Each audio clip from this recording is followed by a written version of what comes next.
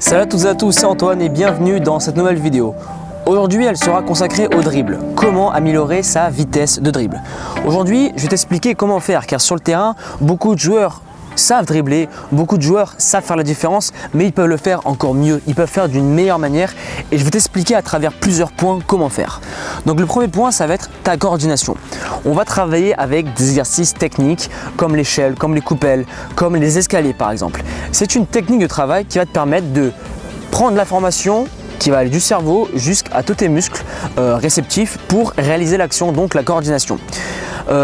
Cette information motoneuronale, il faut que ça se transmise de plus en plus rapidement, donc on va aussi rentrer dans le temps de réaction. Cette coordination, plus tu la fais, mieux tu vas la faire, mieux tes dribbles vont être coordonnés. Par exemple, comme tu peux le voir sur cette vidéo de Cristiano Ronaldo, comme tu peux le constater, ce joueur-là dribble d'une manière excellente. Il est proche de la perfection, il va très vite. Et pourquoi? Parce qu'il arrive à coordonner ses bras, il arrive à connaître son corps et tout ce qu'il fait, c'est ancré en lui, c'est sa transmission motoneuronale. On va dire que c'est comme si tu avais enregistré quelque chose et tu le répétais par cœur à chaque fois. Et bien là, c'est le cas. Cristiano arrive à répéter cette chose de la meilleure des manières car sa coordination est presque parfaite, car comme vous le savez, personne n'est parfait. On va dire qu'il se rapproche de la perfection.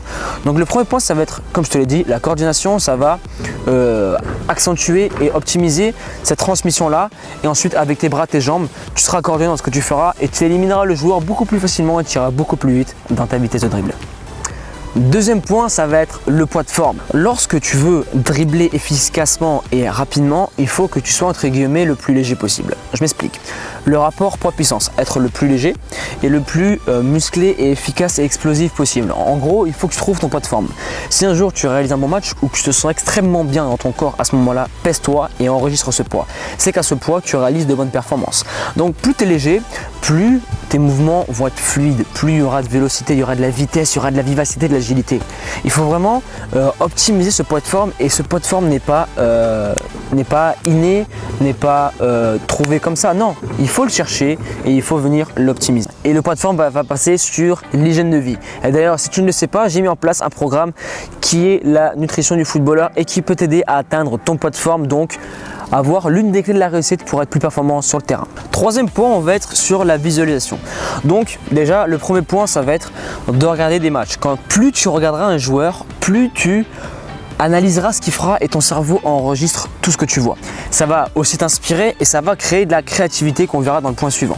Si je visualise, si mon cerveau est ouvert à la créativité et à de l'inspiration, je vais créer déjà de nouveaux dribbles et tous les dribbles que j'ai déjà fait, le double contact, la roulette, le passement de jambe ou le petit pont, mais je vais l'optimiser. Tout ce que j'enregistre dans mon cerveau, tu vas le réaliser consciemment et inconsciemment sur le terrain et tu vas être beaucoup plus performant dans cela. Donc visualise à travers les matchs en regardant et aussi essaie de, comme je l'ai dit dans la vidéo que j'avais faite précédemment sur la visualisation, le soir, 5-10 minutes avant de dormir ou pendant la journée, fermer les yeux et arriver à te voir, à te voir à la troisième personne. Sors de ton personnage et regarde-toi en train de faire des choses, en train de dribbler, en train de faire des choses intéressantes. Et tu verras que plus je pense à quelque chose, plus je vais le faire parce qu'on devient ce à quoi on pense le plus. Donc je visualise et ça va rentrer et tu vas être beaucoup plus efficace dans ce que tu feras sur le terrain. Quatrième point, la liberté. Être dans le moment présent et dribbler avec son cœur. C'est-à-dire que lorsque tu vivras vraiment dans l'instant présent, tu seras stupéfait de ce que tu peux faire et comment tu peux dribbler. Aujourd'hui, il faut que tu enlèves tous les déchets de ta tête. Quand tu es sur le terrain, quand tu dribbles, c'est toi et le ballon. Il n'y a pas la mauvaise note que j'ai eue à l'école, il n'y a pas mon patron au boulot qui me fait chier, il n'y a pas l'entraîneur qui est sur le côté qui ne veut pas que je dribble, non. Il y a toi et le ballon. Focus, c'est les moments présents et je fais ce que je veux avec le ballon, mais il faut que ça soit efficace. Et tu verras que ta vitesse de dribble, ta créativité, comme je te l'ai dit dans le point précédent, sera optimisé. En plus, si tu le fais avec ton cœur, si tu le fais avec amour et passion, toutes les choses qu'on fait avec notre cœur sont optimisées, sont bonifiées et ça sera certes efficace, ça aura de la vitesse, mais ça sera beau à voir. Et le public criera waouh, tu vois, ils seront impressionnés et c'est là où tu pourras être dans le beau jeu aussi. Donc ce sera efficace, ce sera rapide et ce sera beau à voir. Dernier point, ça va être le travail et la décision que tu prendras. C'est-à-dire que le travail, voilà, l'entraînement, je répète tous les jours mes gains techniques, des passes, ma vitesse d'exécution de mes dribbles. Je travaille à l'entraînement tous les jours, mais aussi il faut que tu enregistres une chose. Si tu regardes cette vidéo et que ton entraîneur est toujours derrière toi en te disant de ne pas dribbler, s'il veut t'empêcher cette qualité que tu as en toi, cette créativité, cette liberté que tu veux, c'est qu'il n'a rien compris au football. Un joueur qui aime tricoter, qui aime avoir le ballon, eh bien, il faut lui laisser le ballon. Et prendre tous ces dribbles comme une force et lui dire qu'il peut les utiliser, mais d'une manière pour aider l'équipe au lieu de le priver de cela. Car un joueur qui a ce don technique, pourquoi lui enlever ? Ça veut dire qu'il perd, toutes ses qualités, il perd tout cet amour, tout ce plaisir qu'un joueur qui aime le ballon, qui aime dribbler, lorsqu'il l'a pas dans les pieds, il se sent entre guillemets malheureux, même s'il ne devrait pas l'être, car il se passe toujours quelque chose sur le terrain. Même sans ballon, tu dois travailler et tu as un entraînement à faire, mais lorsque tu as le ballon, si le coach t'interdit de dribbler, bon bien sûr, si c'est dans la surface, dans notre surface, et si ça veut mettre en danger l'équipe, là ça t'est risque péril, ça passe ou ça casse. Mais voilà, ne jamais se priver de sa passion de dribbler parce que le coach te l'interdit. Fais-le de manière efficace et fais-le intelligemment. Et si un jour il a un souci, tu vas le voir, tu dis voilà coach, je ne sais pas si vous le voyez, mais moi ma qualité première c'est le dribble et j'aime ça et c'est ma passion. Ok, il y a un souci, dites-moi comment faire. Et toi, dans ce que tu vas lui dire, fais-lui comprendre que tu peux lui apporter beaucoup de choses avec ce dribble et que tu peux le réaliser d'une manière différente que tu le faisais avant. Par exemple, avant, tu peux dribbler d'une manière trop personnelle.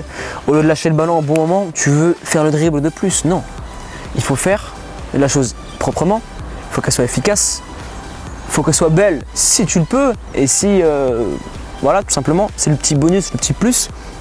Mais voilà, le dribble, il y a aussi du travail, mais il y a beaucoup de prise de décision.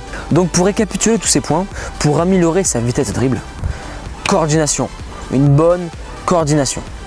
Avec une transmission motoneuronale, on travaille au quotidien pour aller plus vite dans sa psychomotricité. Deuxième point, le poids de forme qui passe bien évidemment par les jeunes de vie et dès que tu l'auras trouvé, tu verras que tes performances éclateront sur le terrain. Troisième point, la visualisation, inspire-toi pour être plus créatif. Quatrième point, la liberté, la créativité comme je t'ai parlé dans le point précédent.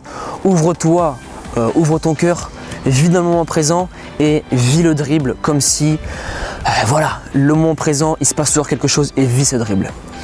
Et cinquième et dernier point, le travail. Il n'y a pas de secret, il faut bien évidemment travailler et avoir une bonne prise de décision et ne pas laisser son coach te mettre de barrières pour t'épanouir sur le terrain, prendre du plaisir à travers le dribble. Mais bien sûr, il faut qu'il reste efficace. Maintenant, si tu veux aller plus loin en termes de préparation mentale, de visualisation, de préparation physique, de nutrition, je t'invite à télécharger mon e-book. La Bible du footballeur qui est totalement gratuite. Le lien est dans la description de cette vidéo. Et à présent, je vais te laisser là. On se retrouve de l'autre côté, persévérance et motivation et on avance ensemble.